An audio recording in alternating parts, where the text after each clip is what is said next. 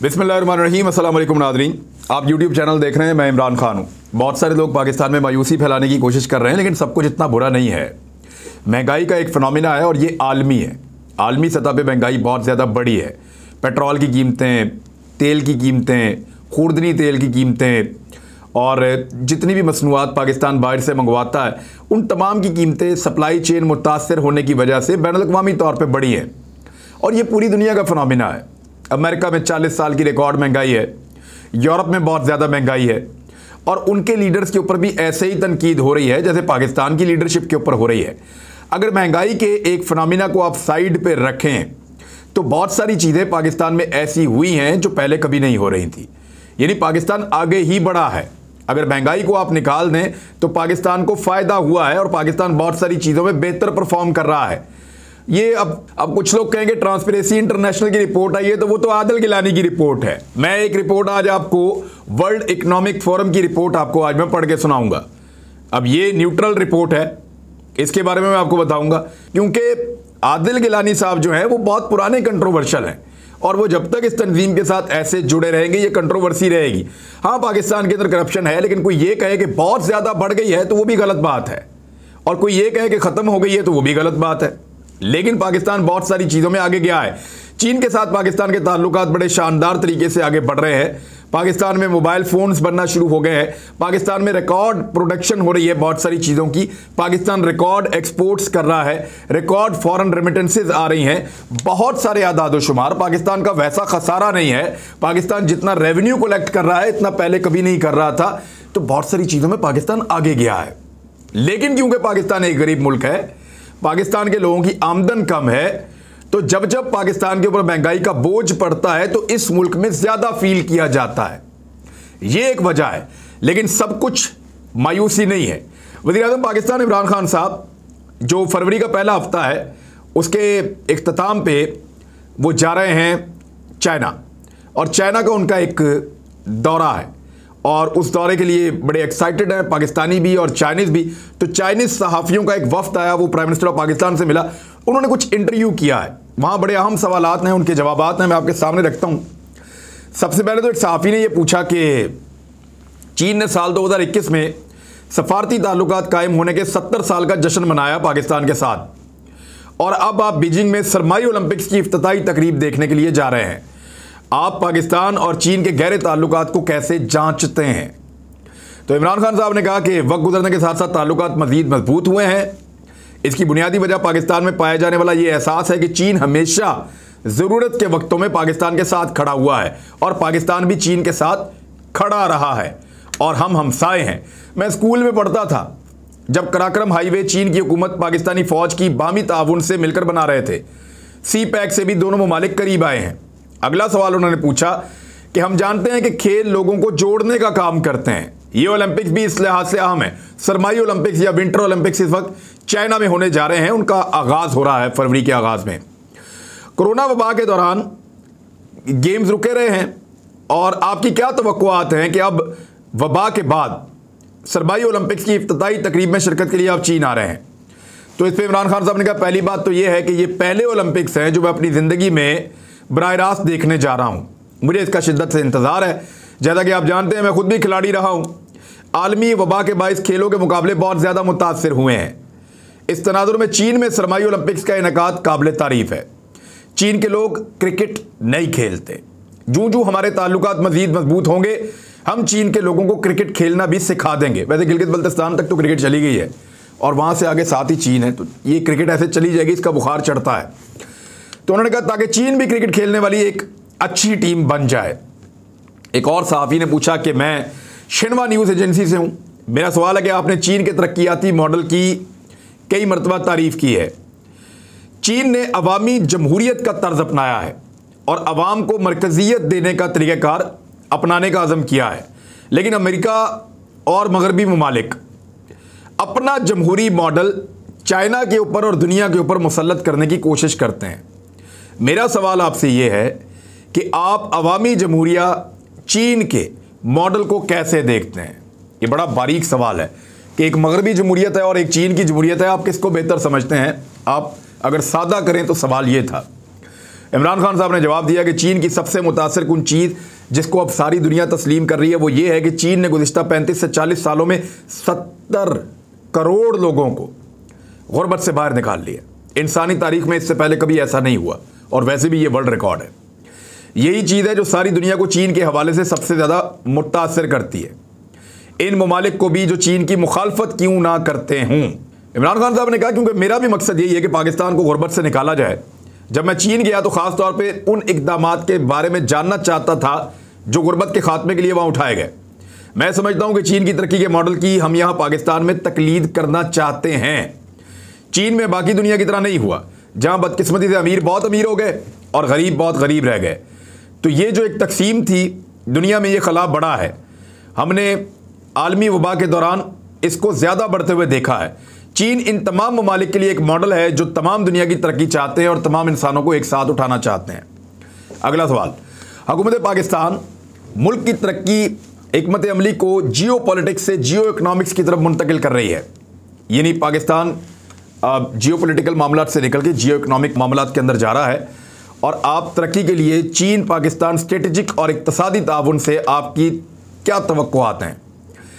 देखें, चीन ने गुर्बत कैसे कम की। चीन ने गुर्बत ऐसे कम की कि उन्होंने अपनी इकॉनमी को ग्रो किया। ग्रोथ रेट जैसे जैसे बढ़ी, इससे ग्रोथ रेट से लोगों की गुर्बत से लोग बाहर आते गए। अगर आप लोगों ने गुर्बत से निकलना है तो जब तक आपकी इकॉनमी ग्रोथ नहीं करेगी, आपके पास कहाँ से पैसा आएगा कि आप निचले तबके के लोगों को ऊपर लेकर आएँ। मेरी भी यही कोशिश है कि हम जियो इकनॉमिक्स की बात करें, अपनी मईशत को बेहतर करें। हमारा यही मकसद है कि हमने अपनी मईशत की तरक्की के लिए ज़ोर लगाना है। इसका मतलब ये नहीं है कि हम सिक्योरिटी पर तवज्जो नहीं दे रहे, बल्कि हम मईशत की तरक्की से लोगों को गुर्बत से निकालना चाह रहे हैं। सिक्योरिटी पे हमारी तवज्जो अलग से है। सहाफ़ी ने पूछा कि मैं इकनॉमिक डेली से हूँ, मेरा सवाल है कि सी पैक मकामी लोगों की तरक्की में एक किरदार अदा कर रहा है और इसके अलावा जो माहौल दोस्त तवानाई के जो शोबे हैं उनमें आपको मज़ीद ताउन चीन से मिल सकता है और सी पैक के ज़रिए से आ रहा है। इसके ऊपर आपकी क्या राय है। दरअसल सी पैक के जवाब इसका है, दरअसल सी पैक के पहले मरहले में राब्ते बढ़ाने और तवानाई की पैदावार पर तवज्जो दी गई। अब सी पैक अगले मरहले में दाखिल हो गया है जहां सनतों को नई जगहों पर मुंतकिल किया जा रहा है। बहुत सारे पाकिस्तान में नए सनती जोन बन रहे हैं, जैसे रशकई में बन रहा है और पाकिस्तान के दीगर यानी पंजाब में भी बन रहा है, बलूचिस्तान में भी बन रहा है, सिंध में भी, हर जगह पे हर सूबे को तरक्याती जोन मिल रहे हैं जहाँ पे सनती जोन कायम किए जा रहे हैं। उन्होंने कहा साथ ही साथ हम खास तौर पे अपने ज़रई शोबे की पैदावार में इजाफे के लिए भी मदद चाहते हैं। चीन ने खुश्क साली से महफूज कपास की कई इकसाम तैयार की हैं। पाकिस्तान में हमारे पास ऐसी बहुत सी ज़मीन है जहाँ कपास की ये इकसाम जो हैं वो उगाई जा सकती हैं। इसके अलावा इंफॉर्मेशन टेक्नोलॉजी का भी एक शोबा है जहाँ हम चीन के साथ मिलकर काम करना चाहते हैं। अब ये बड़ा इंपॉर्टेंट क्वेश्चन है। सवाल ये पूछा गया कि संक्यान के मामले के ऊपर कुछ मगरबी ममालिक झूठ बोल रहे हैं। दरअसल पाकिस्तान से बहुत सारे लोग और दानिश्वर सहाफ़ी बशमूल पाकिस्तानी सफ़ीर मुइनुल हक, जिन्होंने बहुत बार संक्यान का दौरा किया है और कई बार इसके बारे में अपनी राय भी दी है, क्या आपने उनकी बातें सुनी हैं? और ये कि मगरिब की तरफ से बोले जा रहे झूठ के बारे में आप क्या कहते हैं? ये चाइना का बड़ा दुखता हुआ सवाल है। इसी संक्यान के मुसलमानों के मामले को लेकर या इसी सूबे को लेकर ये जो विंटर ओलंपिक्स है इसका बाइकआउट किया हुआ है अमेरिका और उसके इत्तेहादियों ने और उसके साथियों ने, और इसी बाइकआउट की वजह से चाइना ने एक नई हिकमत अमली अपनाई है। वो मैं आपको इस खबर के आखिर में बताता हूँ। इमरान खान साहब ने इसका जवाब दिया कि चीन की तरफ से उयूर के साथ होने वाले सलूक के हवाले से मगरब में बहुत तनकीद हो रही है। हमने चीन में अपने सफ़ीर मुइनुल हक को वहाँ भेजा था और उन्होंने रिपोर्ट दी है कि ज़मीनी हक़ाइक़ बिल्कुल मुख्तलिफ हैं।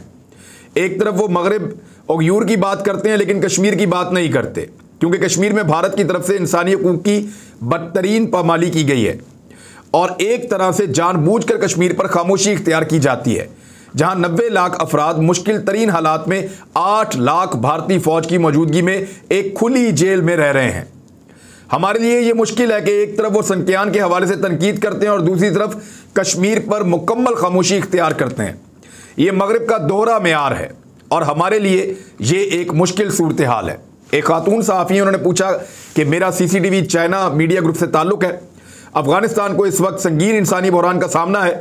क्या आप समझते हैं कि 20 साल तक अमेरिका और मगरबी ममालिक का अफ़गानिस्तान पर कब्ज़ा और उनकी अफवाज की वहाँ से वापसी इस सूरत हाल की बड़ी वजह है? और अफगानिस्तान के हवाले से बैनुल-अक़वामी बरादरी को किस तरह ताउन करना चाहिए। ये अब क्योंकि इमरान खान साहब का सब्जेक्ट है, उन्होंने इस पर बहुत काम किया हुआ है, तो उन्होंने इसका जवाब दिया कि अफगानिस्तान 40 साल से मुश्किल सूरत हाल से दो चार है।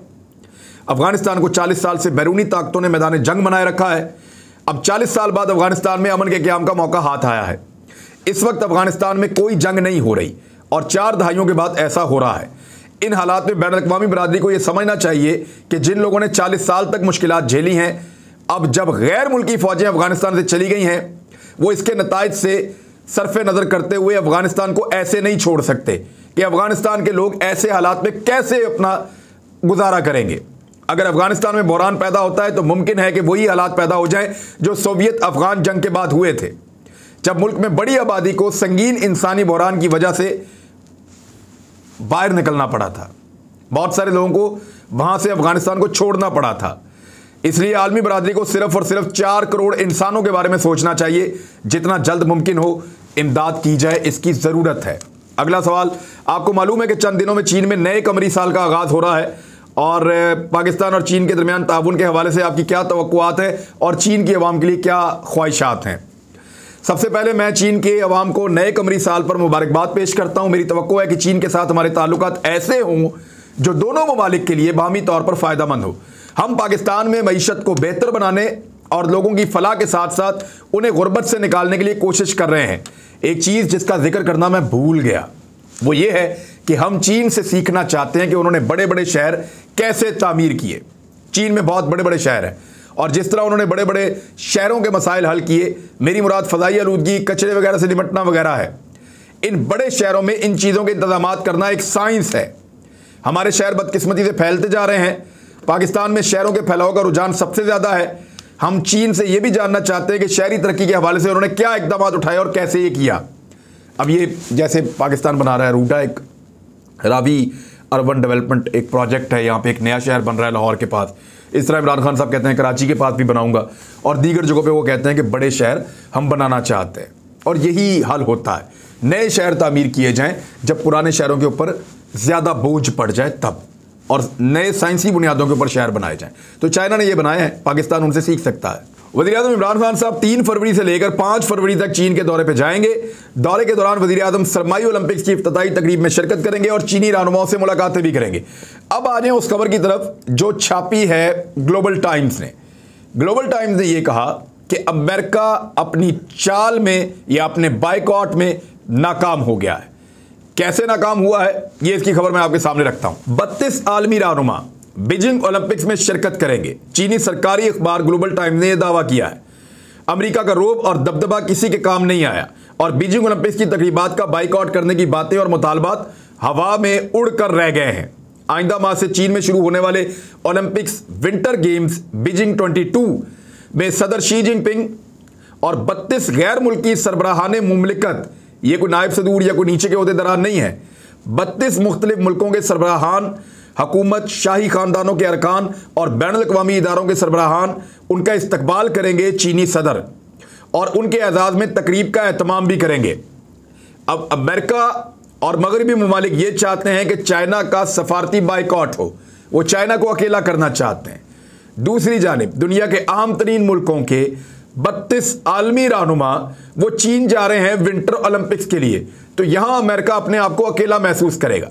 यानी चाइना अगर कहता है कि वो सुपर पावर बन रहा है तो वो बनकर दिखा रहा है।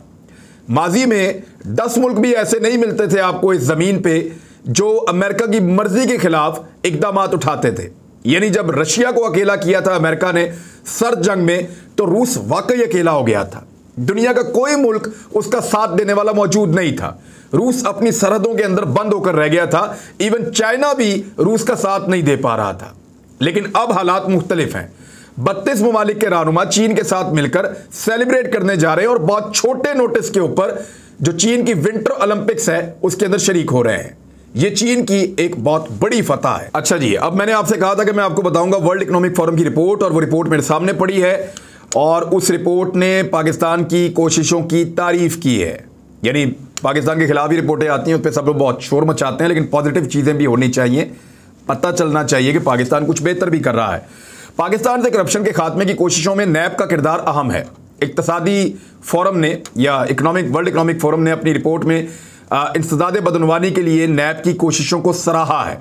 रिपोर्ट के मुताबिक पाकिस्तान का बदनवानी का एक बेहतरीन इदारा है नैब, और इन्होंने शानदार काम किया है। 2021 के दौरान 30,405 शिकायत पर कार्रवाई की है, 1681 शिकायत की जांच पड़ताल, 1326 इंक्वायरियां, 496 इन्वेस्टिगेशंस, जबकि 2020 में बिलवास्ता और बिलावास्ता तौर पर 323 अरब रुपए रिकवर किए हैं, जो गुज़िश्ता बरसों के मुकाबले में नैब की एक शानदार कारकर्दगी है।